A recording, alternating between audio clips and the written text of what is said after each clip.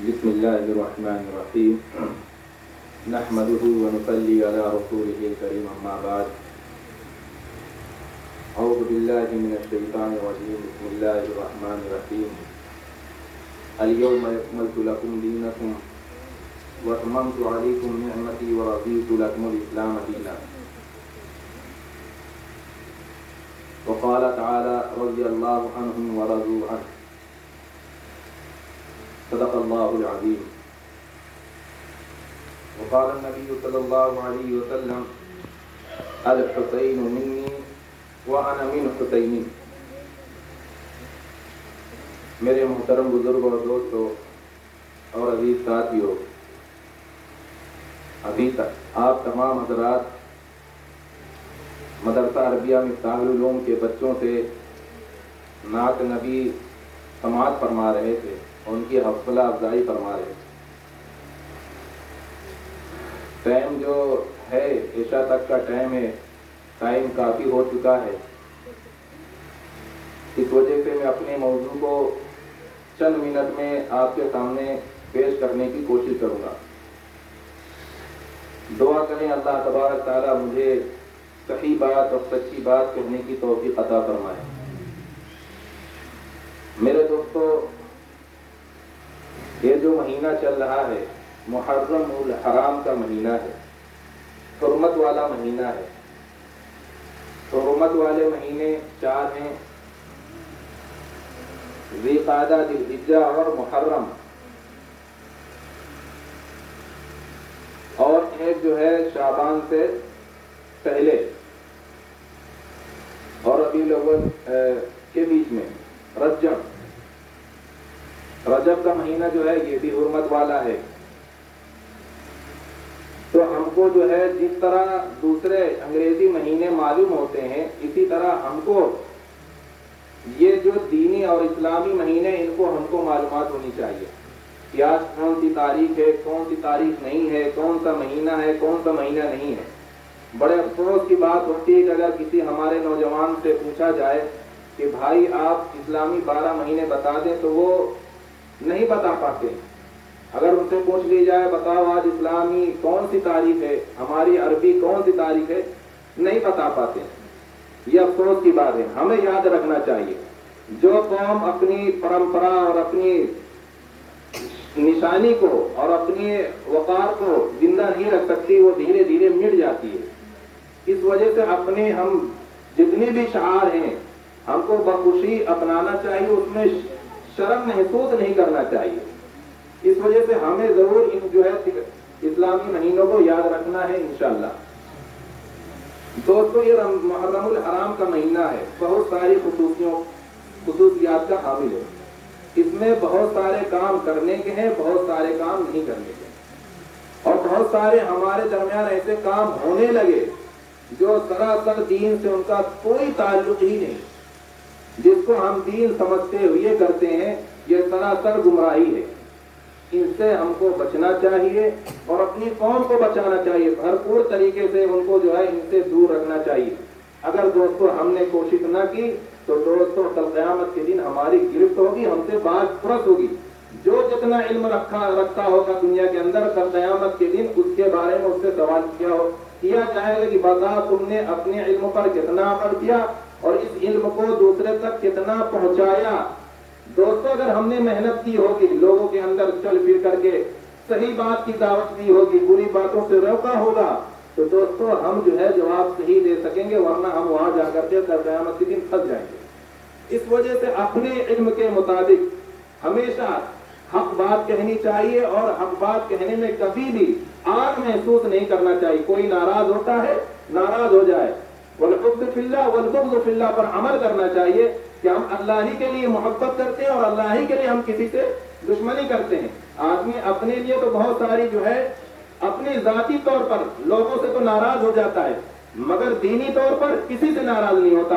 اگر کسی گھر میں کوئی خرافات ہو رہی ہوتی ہے تو اس کو نہیں منع کرتے، ڈرتے ہیں کہ ایسا نہ ہو میرا بیٹا ناراض ہو جائے، میرا دماد ناراض ہو جائے، میرا فلاں ناراض ہو جائے گا، میرا رشتے دار ناراض. یہاں پر نہیں دیکھتے. اور اگر خدا نہ خواستہ جو ہے کوئی آپسی بگاڑ ہو تو ترنت اچھا تم کو برا بھلا کہا، تمہارے خلاف گئے میں بھی اس کا دشمن اور وہ بھی میرا دشمن، یہ سمجھتے اس سے برائی کر لیتے ہیں۔ حالانکہ یہاں پہ ہونا چاہیے دین کے معاملے میں فرمایا گیا وَالْحُبُّ فِي اللَّهِ وَالْبُغْضُ فِي اللَّهِ، اللہ کے لیے محبت کرو کسی سے اور اللہ کے لیے بغض کرو، یہ تمہارے اندر ہوگی دوستو تو سمجھ لو تم جو ہے کامیاب ہو جاؤ گے۔ یہ تو ہوگی یہ محبت اور بغض، عداوت دین کی نسبت سے جڑ جائے گی، اس میں جو ہے بھلائی ہے۔ اگر دنیاوی ہوگی تو اس میں بھلائی نہیں ہے، سراسر نقصان ہے۔ جہاں دین نہیں ہوتا وہاں پہ اگر لڑائی جھگڑا ہوتا ہے تو وہاں کہا جاتا ہے 3 دن کے اندر اندر ان سے سلام دعا کرو اور اس جھگڑے کو ختم فرما لو، ایسا نہ ہو تمہاری موت واقع ہو جائے تو تمہارا جو ہے مغفرت کا اور تمہارے معاملہ پھنس جائے گا۔ اس وجہ سے دوستو ہمیشہ یاد رکھیں، کبھی دین کی بات کہنے میں کبھی کوئی سامنے آوے، کبھی کسی کی ملامت کا اور کسی کی ناراضی کا کبھی پرواہ نہیں کرنا چاہیے، دین کی بات ترنت رکھنی چاہیے اور بتانا چاہیے، عمل کرے یا نہ کرے یا اس کے ہاتھ میں، اللہ تعالیٰ جسے چاہتے ہیں اسے ہدایت دیتے ہیں۔ تو دوستو میں نے قرآن شریف کی ایک آیت پڑھی تھی کہ یہ دین جو ہے ہمارا مکمل ہو چکا۔ اللہ کے نبی صلی اللہ علیہ وسلم نے حجۃ الوداع کے موقع پر جب آخری خطبہ دیا، یہ سورہ مائدہ کی آیت ہے، خطبہ دیا، اس نے لوگوں کو بتایا کہ کیا میں نے تم کو یعنی یہ دین تم تک نہیں پہنچا دیا؟ تو لوگوں نے فرمایا کہ صحابہ اکرام نے فرمایا آپ نے پہنچایا ہی نہیں بلکہ اس کا حق ادا کر دیا۔ پھر یہ آیت نازل ہوئی کہ الیوم اکملت لکم دینکم واتممت علیکم نعمتی ورضیت لکم الاسلام دینا، کہ ہم نے اس دین کو مکمل کر دیا، اس میں اب کمی زیادتی جائز نہیں، نہ کمی ہو سکتی ہے نہ زیادتی ہو سکتی، کمی کرنے والا بھی گمراہ اور زیادتی کرنے والا بھی گمراہ، اس وجہ سے یہاں گنجائش ہی نہیں۔ اللہ کے نبی صلی اللہ علیہ وسلم نے ہم کو ہر طریقہ بتلایا، ہر طریقہ جو ہے بتلایا ہے، کسی بھی طریقے میں ہم کو تنہا اور بیار و مددگار نہیں چھوڑا ہے۔ چھوٹا سے چھوٹا آپ طریقہ لے لیجیے، یہاں تک کہ اس کے لیے ہم قضائے حاجت پوری کرنے جاتے ہیں، وہاں بھی اللہ کے نبی صلی اللہ علیہ وسلم نے فرمایا کہ دیکھو میرا طریقہ کیا ہے، آپ جائیں بیت الخلا، آپ بچنے طبیعی بچری کے تحت آپ جاتے ہیں، یعنی اپنی حاجت پوری کرنے جا رہے ہیں، مگر اگر سنت طریقے سے جائیں گے آپ ثواب کے مستحق ہو جائیں گے، گویا کہ آپ دین پر عمل کر رہے ہیں اور سنت کو زندہ کرنے والے کو بہت بڑا ثواب ملتا ہے۔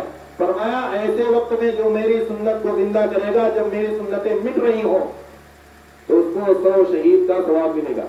اگر کوئی شخص جو ہے، میں ایک مثال بتا رہا ہوں کہ اللہ کے نبی صلی اللہ علیہ وسلم نے یہاں بھی ہم کو بیار و مددگار نہیں چھوڑا، یہ ہم کو حاجت جو ہے ہر انسان پوری کر لیتا ہے، مگر طریقہ بتایا کہ ہم کو بیت الخلا جانا ہے، پہلے اپنا بایاں پیر داخل کرے، پھر دعا پڑھیں اللہم انی اعوذ بک من الخبث والخبائث، پھر اس کے بعد اپنی حاجت پوری کریں، جب باہر نکلے پھر دایاں پیر نکالے اور دعا پڑھیں الحمدللہ الذی اذهب عنی العذاب وعافانی، تاکہ ہم شکر ادا کریں اللہ جو بھی یعنی ہمارے اندر تکلیف دہ مادہ تھا وہ ہم کو جو ہے نکال دیا اور ہم کو چین و سکون عطا کیا۔ یہ اللہ کے نبی صلی اللہ علیہ وسلم نے ہم کو یہاں بھی تنہا نہیں چھوڑا۔ بتانے کا مقصد یہ ہے کہ اللہ کے نبی صلی اللہ علیہ وسلم نے ہم کو ہر طریقہ بتلا کے گئے، کسی بھی موڑ میں ہم کو تنہا نہیں چھوڑا۔ اب اگر کوئی باتیں نہیں آتی ہیں تو دوستو کیا ہوگی؟ وہ بدعت ہوگی۔ بدعت دو قسم کی ہوتی ہے، ایک دینی بدعت ہوتی ہے، ایک دنیاوی بدعت۔ دینی بدعت میں ذرہ برابر بھی گنجائش ہے ہی نہیں۔ مثال طور پر دین کا معاملہ لے لیجیے، دین کے اندر جو نئی نئی رسم و رواج پیدا ہو رہے ہیں، چاہے وہ محرم کا مہینہ ہو، چاہے 12 اوقات کا ہو، چاہے جس طرح کا 40واں ہو، چاہے جو ہو، جو شریعت سے تعلق نہیں ہے، اگر کوئی اپناتا ہے وہ گمراہی کہلائے گی۔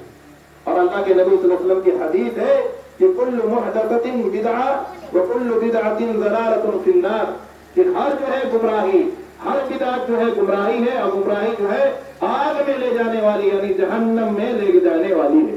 تو دوستو کوئی بھی بدعت ہو، کوئی بھی نئی چیزیں ہوں، ہم اس کو اپنانے سے پہلے اگر ہم کو معلومات نہیں ہے اپنے علماء اکرام سے رابطہ قائم کریں، ان سے پوچھیں کیا یہ دین میں ہے بھی کہ ایسی ہی چلا رہا ہے، ہمارے باپ دادا کر رہے تھے، ہم سوچ رہے ہیں یہ صحیح کر رہے تھے، ہم بھی کر رہے ہیں، ارے ہمارا یہ طریقہ دین میں ہے کہ نہیں ہے، یہ ہم کو پوچھنا پڑے گا علماء اکرام سے۔ اور صحیح معتبر ہے، اگر علماء اکرام سے دوستو ہم پوچھیں گے تو صحیح رہنمائی فرمائیں گے، نہیں دنیا میں بہت سارے علماء اکرام بہت سارے فرقے والے ہیں جو ان کے پاس اپنی اپنی سندیں ہیں اور اپنے اپنے دلائل ہیں، ان سے بچنا چاہیے۔ یہاں تک کہ غیر فرقے جو لوگ غیر مذہب والے ہیں، جو ہندو دھرم کو مانتے ہیں، ہندو ازم کو مانتے ہیں، ان کے پاس بھی دلائل ہیں۔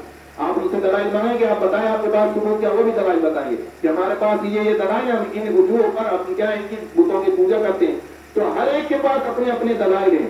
تو اس وجہ سے کبھی بھی کوئی بات ہو جو آپ کے من میں کھٹکے اور آپ کو پریشان کرے کہیں یہ دین ہے کہ نہیں، تو اپنے علماء اکرام سے ضرور رابطہ کرنا ہے۔ آج کے دور میں خاص طور سے ہم کو علماء اکرام سے کاٹا جا رہا ہے، تاکہ یہ علماء اکرام سے کٹ جائے، یہ کٹی پتنگ کی طرح ہو گئے، کوئی بھی چاہے گا پکڑ کے کھینچ لے گا، کہیں بھی چاہے گا اس کو لے جائے گا۔ ضرورت ہے اس وقت کہ ہم کو اپنے علماء اکرام سے اچھا گمان رکھیں اور ان سے تعلق رکھیں اور ان سے اچھی بری چیزیں پوچھتے رہیں۔ اگر ہم کامیاب ہونا چاہتے ہیں اور ہم یہاں بھی کامیاب ہوں، آخرت میں کامیاب ہوں، تو دوستوں اس پر ہم کو عمل کرنا ہوگا۔ دوستوں یہ جو رسم و رواج ہے محرم کے مہینے میں بہت سارے، ماشاءاللہ آپ کے گاؤں میں بہت سارے رسمیں نہیں ہوتی، جس پر آپ کو شکر ادا کرنا چاہیے کہ اللہ تعالیٰ نے آپ کو محفوظ فرمایا ہے۔ بہت ساری جگہ جو ہو رہی ہیں تو دوستوں یہ سمجھتے ہوئے کر رہے ہیں کہ یہ دین ہے، اور جو شخص دین سمجھتے ہوئے کسی کو